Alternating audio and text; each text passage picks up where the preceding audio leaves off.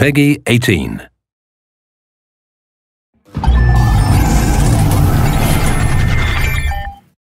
Hello everyone, I'm Colin Graham. I'm the animation director on Watch Dogs, and today I'm excited to present to you a vertical slice of the Watch Dogs free roaming experience.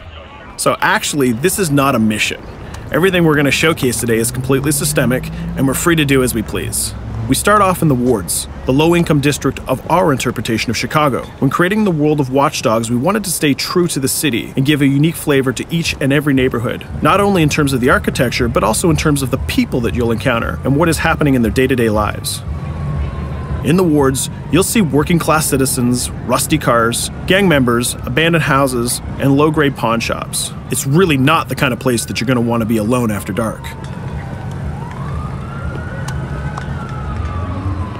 Nowadays, modern cities are increasingly managed by software, controlling traffic lights, electricity grids, and surveillance systems. In our version of Chicago, this management software is called CTOS, or the Central Operating System. The CTOS controls everything in the city, and it was created by the Bloom Corporation. Since the CTOS has been installed in Chicago, people get to work faster, the crime rate is dropped, and the communication networks are now more accessible and stable than they ever were before. It goes without saying that if everything is connected, somebody able to take over the system would be extremely powerful. At this point in the game, we don't have control over this district's CTOS system. The icons that you see over people's head mean that we cannot hack into their mobile devices at the moment. We need to find the CTOS control center, install a backdoor virus into the system to take control over all of the infrastructure in this district. There it is, the CTOS control center.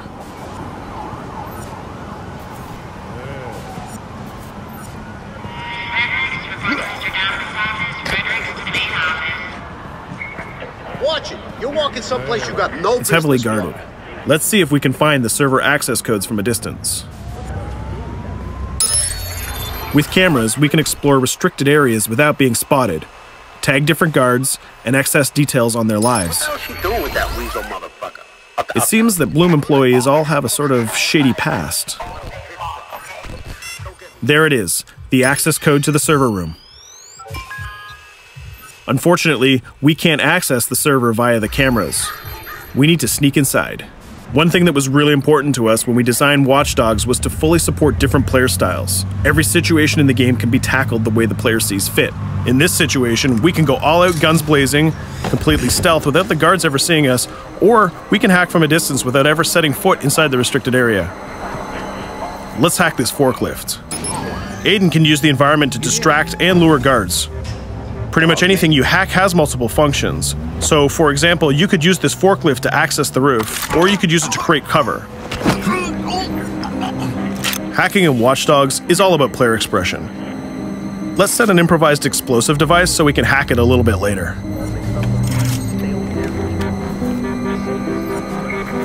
You'll also notice Aiden's low-profile stance. This indicates when the guards are unaware of our presence. We'll try to reach the upper level of the building to see if we can gain a vantage point over our opponents. Everything in the environment can be hacked, so we're going to make some dynamic cover. That's how you spend a day off. Some quality meat. We'll use this forklift to lure the guard towards our IED that we set earlier. Let's see how this plan unfolds. You're working them on.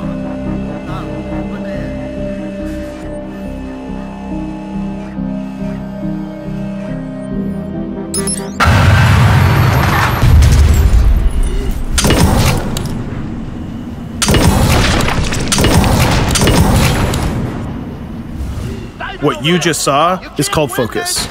It represents Aiden's analysis capabilities and his quick reflexes. This gives the player more time to combine core game mechanics together, such as shooting, hacking, and driving, in order to handle more complicated situations.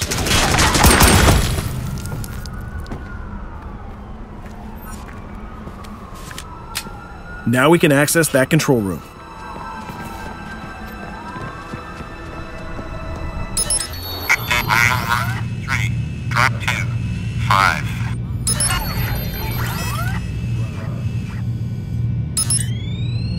Now we'll be able to hack all of the devices connected to the CTOS within the districts. Thousands of cameras, traffic lights, the electricity grid, and most importantly, all of the citizen information profiles. We can also benefit from the Chicago Police Department Crime Prediction System, which uses facial and pattern recognition to spot potential criminals or potential victims.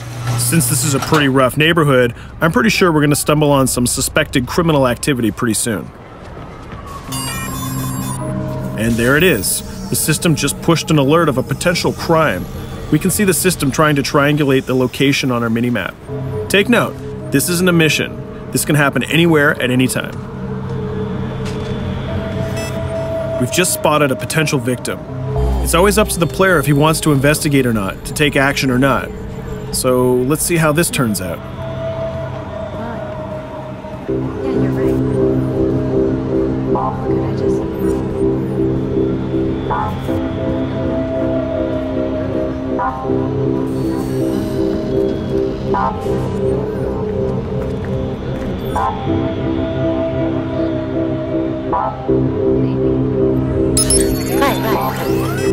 You think you're leaving me? Huh? Jesus, I told you to stay away from me! You belong to me now, get it? You better leave or I'll call the cops!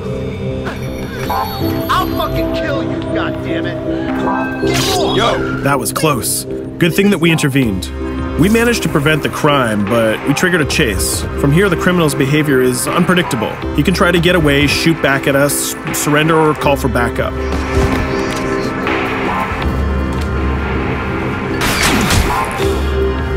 It seems like he decided to get away by car. Let's chase him down. In Watch Dogs, we have a wide variety of vehicles. Each one of them has their own unique properties and handling. Let's see how we can use the CTOS to our advantage to neutralize this criminal and leave the cops to deal with him later.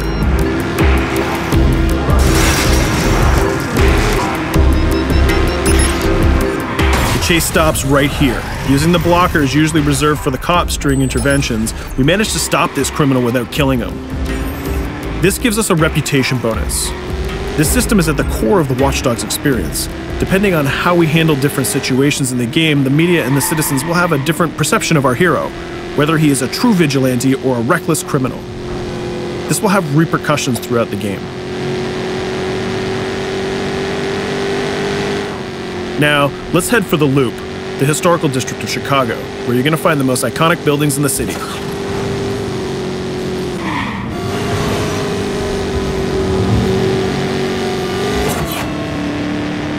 We're going to go to a gun shop to see what arsenal is available for players. The economy is a big part of Watch Dogs. Players will be able to grow their arsenal with weapons and craft their tools in order to increase their power and their hacking abilities.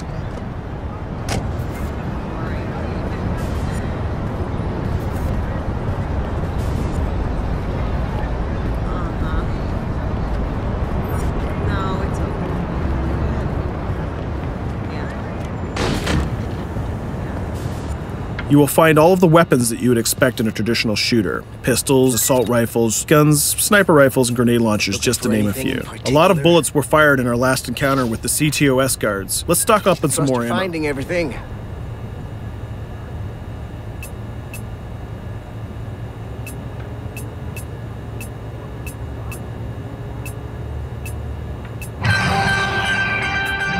As we mentioned earlier, the media keep track of your actions and the citizens are going to react according to the perception that they have of you. Here, the media is reporting a crime in which you are the #1 suspect. The gun shop owner recognized you and decided to trigger a silent alarm to notify the police. Copy that. Possible wanted suspect presumed armed and dangerous. Police are now trying to locate the source of the threat using the surveillance system in the city, represented by the yellow circles on the minimap. Come in, PH3.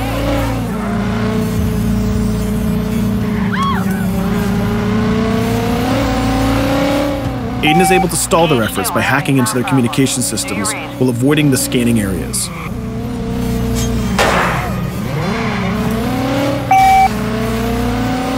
PH units, do you copy? Repeat, squad to all PH units. Once they've lost our trail, we can go back to our activities.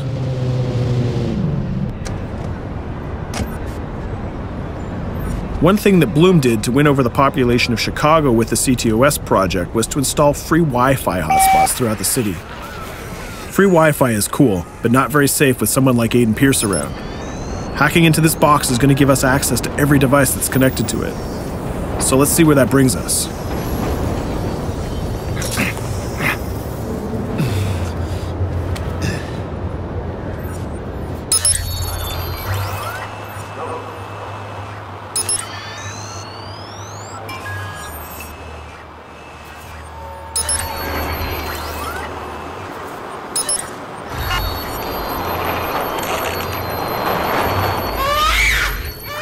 We just hacked into the webcam of a laptop. It seems that we're in the apartment of a mother and we can hear her baby crying in the background. Her bank information is in her mobile phone sitting right there on the table in front of us.